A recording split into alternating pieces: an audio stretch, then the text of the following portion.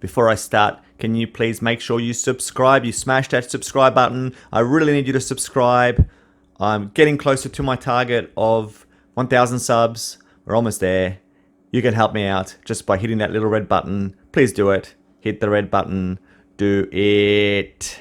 This video is about the CBR600RR. CBR600RR. I'll never be as good as Cycle Cruiser. Well, I'm going to give my thoughts on the 2015 Honda CBR600RR. Hey team, Andrew here with another video. This time we are going to look at the CBR600RR. One thing I loved, one thing I hated. So this is the first bike where the thing that I loved and the thing that I hated about the bike are the same thing.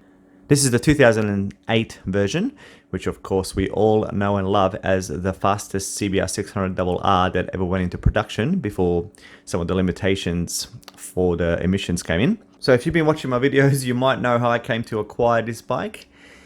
It's not a good story. I'm not going to repeat it here, but alas, I did own this bike for about 6 months in whole. So it was my main bike for about 2 months. Before I acquired it, it was my mate's bike, and you might have seen some of the videos that I posted up earlier, or maybe head over to Vroom Vroom Zoom where I had some other videos where you can check out some videos of that bike. So the CBR600RR, as we all know, is a track-focused, road registrable weapon. It is a beautiful machine, actually an excellent value on the second-hand market if you're after a nice sporty super sport. All right, without wasting any more of your time, I'll get into the thing that I loved and the thing that I hated about it. So it was the same thing, and on a CBR600RR, it is the seating position. Basically, I loved how aggressive that bike was to sit on and to ride. Like, the bars are very low, your butt's up high, it's super sporty, and what that does is when you're in the twisties, when you're going around canyons, of course, putting weight onto those bars is super simple. I think it had Rosso 3s on it, and wow, just wow, it just tips into corners magically. Like, it's undescribable really, how well that bike loves the mountains. But anyway, the reason for that is, of course, that the clip-ons are very low and you put a lot of weight on your wrists. And for me, that didn't matter because I have no problems with putting some weight on my arms, holding myself up on the bike. And because this isn't a tourer, we didn't really go on too many long rides. I didn't mind that at all. I really did enjoy it through the twisties though.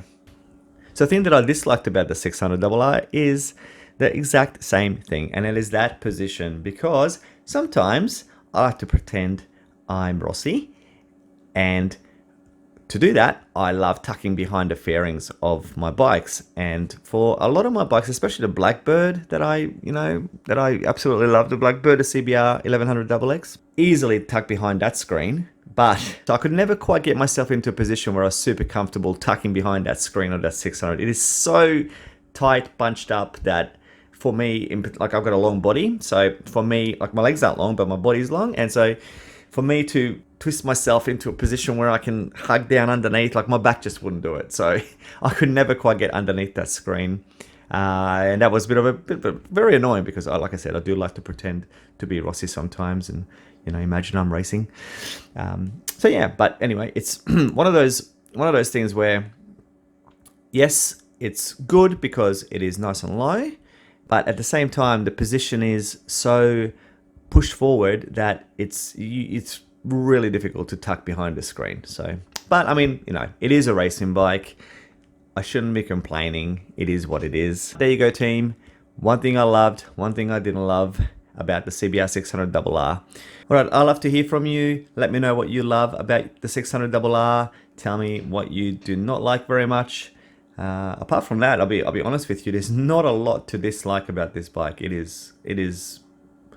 I don't want to say it's the best super sport bike, but value for money, great riding position, looks just absolutely schmick. Undertail exhaust.